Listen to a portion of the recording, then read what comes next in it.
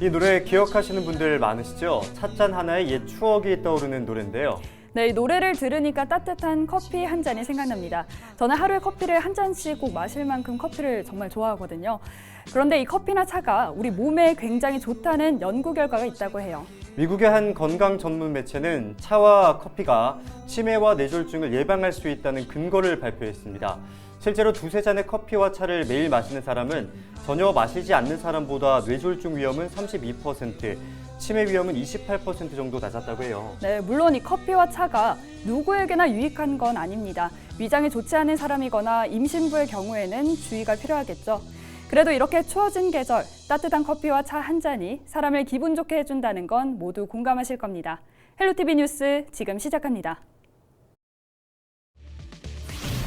24일 국내 코로나19 신규 확진자 수가 역대 최다인 4,116명을 기록했습니다. 정부는 수도권만 놓고 보면 언제라도 비상계획 발동을 검토해야 하는 급박한 상황이라고 우려했습니다. 천안의 한 종교시설 공동체 마을과 관련해 확진자 9명이 추가됐습니다. 누적 확진자 수가 241명으로 늘어난 가운데 방역당국이 마을 주민을 대상으로 진단검사 행정명령을 내렸습니다. 충남 혁신도시 유치 범도민 추진위원회와 홍문표 국회의원이 공공기관 이전을 촉구했습니다. 이들은 문재인 대통령이 임기 내에 공공기관 이전 계획을 발표해야 한다고 목소리를 높였습니다. 홍성의 한 마을에서 어르신들이 직접 만든 옷을 입고 패션쇼를 진행했습니다. 나이가 무색한 열정으로 디자이너와 모델에 도전한 어르신들을 만나봤습니다.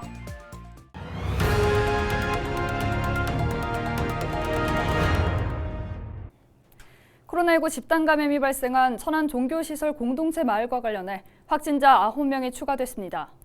이에 따라 지난 21일부터 24일 오전까지 누적 확진자는 모두 241명으로 늘었습니다. 천안시는 코로나19 증상이 없어도 마을에 거주하면서 검사를 받지 않은 주민들을 대상으로 24일 0시부터 24시간 내 진단검사를 받도록 행정명령을 내렸습니다. 앞서 방역당국은 주민 427명과 외부에 거주하는 교인 등 634명을 대상으로 코로나19 진단검사를 실시했습니다. 확진자 외 113명은 음성 판정을 받았으며 나머지 280명에 대해선 검사가 진행 중입니다. 방역당국은 현재까지 전체 확진자의 91.4%가 백신 미접종자인 것으로 확인됐다고 밝혔습니다. 집단 감염 원인과 관련해선 종교시설을 기반으로 공동생활을 하면서 예배당과 경로당 등을 통한 접촉 빈도가 높아 확산 속도가 빨랐다고 설명했습니다.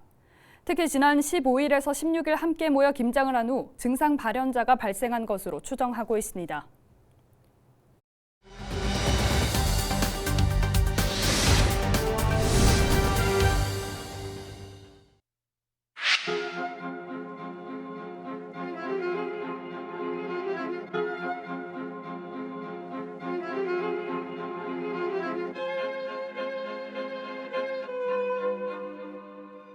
오늘 4,000명 넘었대요, 전부.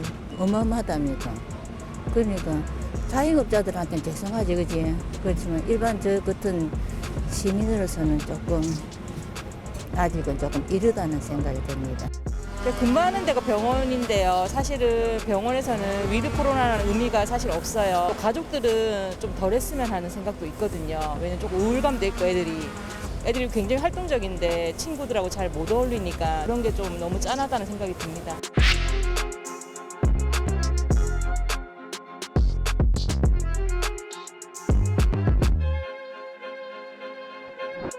아 진짜 저도 이렇게 TV를 보든지 그러면은 너무 많이 확진자가 나오는 것 같아서 지금 긴급 멈춤 좀 해줬으면 좋겠어요. 이 소상공인들에 대해서는 너무 심한적이지만 어떻게 할 수 없지. 자꾸 퍼지니까.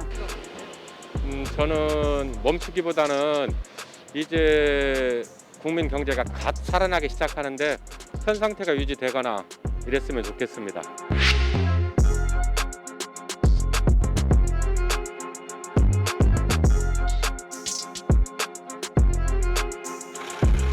더 강화해야 되겠죠. 더 확산되면 더 나중에는 더 큰 문제가 사회적인 문제가 되겠죠. 2주 정도는 가능하다고 생각해요. 넘어가도 이제는 어쩔 수 없는 게 전에 그치 그래 해도 자꾸 외지에서 사람들이 많이 들어와가지고 다 퍼주니까 저게 없다고 생각합니다. 물론 상인분들이 코로나가 계속되면은 규제가 계속되면 피해를 많이 보시는 것도 알고 경제적으로 침체되는 것도 알지만 확진이 나면 사람이 죽거나 많은 사람들이 더 큰 피해를 볼 수도 있는 상황이고 건강과 관련된 문제이다 보니까 이런 경우에는 사회적 거리두기를 제대로 해서 규제를 하고 확진자를 줄여 나가는 게 좋다고 생각합니다.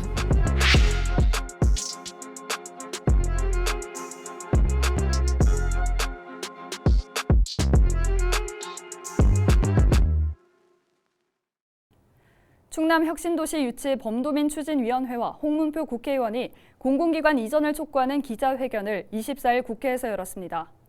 이들은 문재인 대통령과 송영길 더불어민주당 대표가 과감한 결단으로 반드시 임기 내에 충남혁신도시 공공기관 이전 계획을 확정해 발표해야 한다고 목소리를 높였습니다.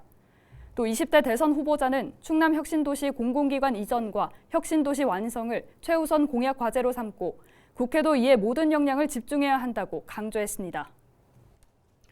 천안 논산 고속도로에서 화물 차량 간 추돌 사고가 일어났습니다.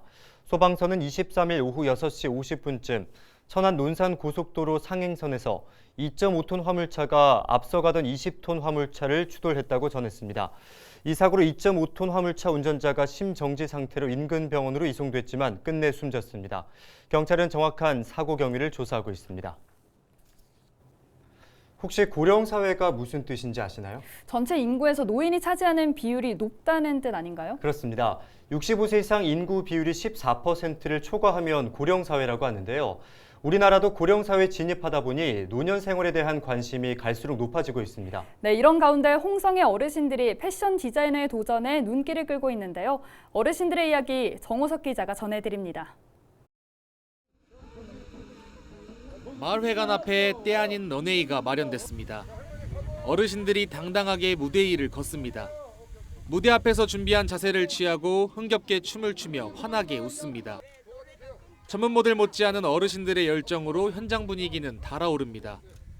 이번 패션쇼의 주인공은 홍성 장곡면 천태리 마을의 어르신들입니다.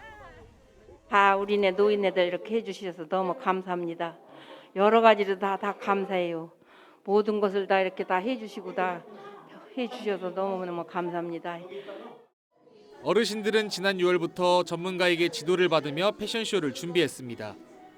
자식과 손자, 손녀, 이웃 등 일상에서 떠오르는 주제로 직접 옷을 디자인하고 패션쇼의 모델로 선 겁니다. 그래서 우리 손녀가 보고 저를 달래요.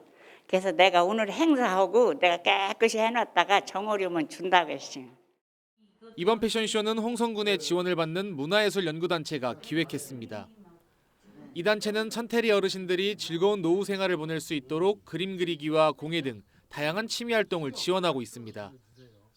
연구소는 패션쇼가 끝난 뒤 어르신들이 디자인한 옷을 판매할 계획입니다. 단순히 취미 활동을 넘어 어르신들의 소득 창출까지 돕고 있습니다. 예전에 할머님들이 시장에서 집에서 농산물을 가지고 시장 가서 손주 용돈 벌이러 가는 그런 시대에서 이제는 할머니 옷 디자인이 팔려갖고 그게 할머니의 부분 소득이 되고 손주들 용돈도 줄 수 있는 그런 어떤 역할을 하고 할머니들이 성취감을 느낄 수 있도록. 100세 시대에 접어들며 길어진 삶의 시간. 행복한 노년을 보내기 위해 청년 못지않은 열정으로 다양한 도전을 하는 어르신들의 행보가 기대를 모으고 있습니다. 헬로티비 뉴스 정호석입니다.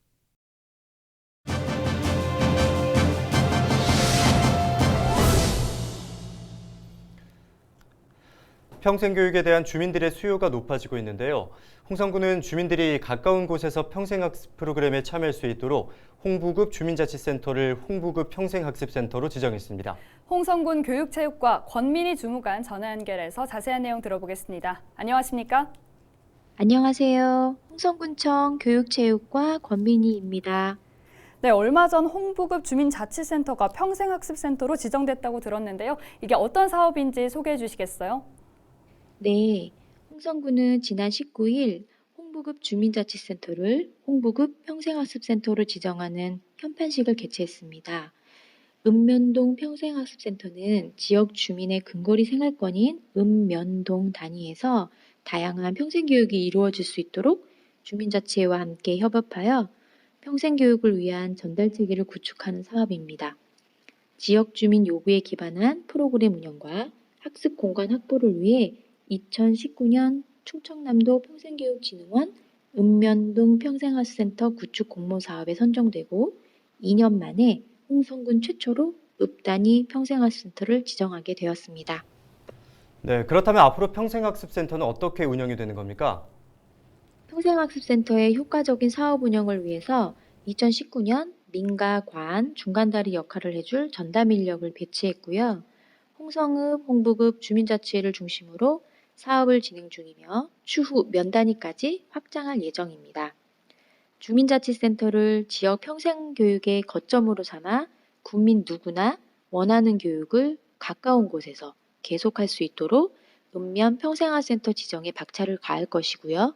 앞으로 민과 관이 함께 만들어가는 우리 지역 평생교육이 확산될 수 있도록 지원할 예정입니다.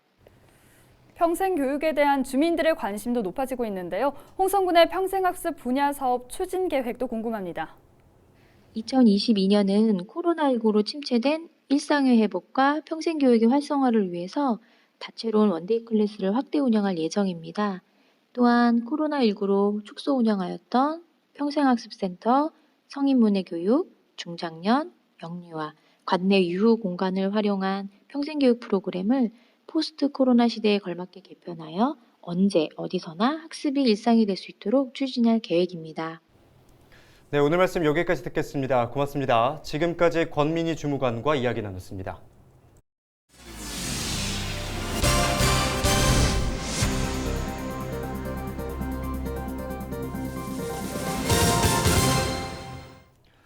안면도 관광지 개발 사업자 공모에 3개 기업이 제안서를 제출했습니다. 충남도는 제안서를 다음 달 중으로 평가해 올해 안에 우선 협상 대상자 선정 여부를 결정할 예정입니다. 선정된 기업은 특수목적 법인을 설립해 내년 5월 충남도와 실시 협약을 체결하고 본격적인 개발 사업에 돌입합니다. 안면도 관광지 개발은 오는 2025년까지 1조 8천억 원을 투입해 테마파크와 콘도 등을 건립하는 사업으로 지난 30여 년간 4차례나 무산되면서 난항을 겪었습니다. 서산 지곡 일반 산업단지 조성이 속도를 내고 있습니다. 서산시는 지역특화 산업단지 개발을 위해 24일 현대엔지니어링, 서림종합건설과 함께 투자 유치 협약을 체결했습니다. 지곡 일반 산단은 2025년까지 1,500억 원이 투입돼 125만 제곱미터 규모로 조성됩니다. 서산시는 자동차 관련 산업을 집중 유치해 경제 성장 동력을 마련하겠다고 밝혔습니다. 국내 요소수 수급 불안정으로 밀수 등 관련 범죄가 증가할 것으로 예상되면서 해경이 단속 강화에 나섰습니다. 태안해양경찰서는 요소수 해상 밀반입을 막기 위해 공해에서 화물을 다른 선박에 옮기는 환적과 컨테이너 안쪽에 밀수품을 숨기는 이른바 알박기 수법을 집중 단속한다고 밝혔습니다. 또 요소수 밀수와 불법 유통에 대한 적극적인 신고를 당부했습니다. 청양군이 무자격 무등록 부동산 중개 행위를 올해 말까지 집중 단속합니다. 청양군은 부동산 불법 거래를 예방하기 위해 안내 공문을 발송하고 홍보 현수막을 게시하고 있습니다.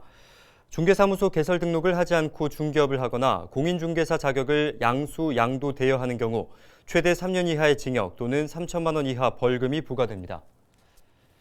순화 지역의 코로나19 구급차가 코로나19 바이러스로부터 안전한 것으로 확인됐습니다. 충남보건환경연구원은 지난 4월부터 9월까지 도내 119 구급차 128대를 모두 검사한 결과 코로나19 바이러스와 병원성 세균 등은 검출되지 않았다고 밝혔습니다. 이번 검사는 이송 환자와 구급대원의 2차 감염을 예방하기 위해 추진됐으며 쉽게 노출되는 응급처치 장비와 운전석 핸들 등을 대상으로 진행됐습니다. 김기석 서산시 미디어 팀장이 행정안전부 등이 주관하는 제25회 민원봉사대상에서 본상을 받았습니다. 이 상은 창의적인 민원 시책과 헌신적인 봉사로 국민 편익을 높인 공무원에게 주어집니다. 김 팀장은 전국 최초 SNS 민원 창구인 온통서산, 시민과 함께 만드는 서산시 TV 등 혁신적인 민원 서비스를 제공한 점을 높게 평가받았습니다. 이상으로 뉴스를 마칩니다. 함께해 주신 여러분 고맙습니다.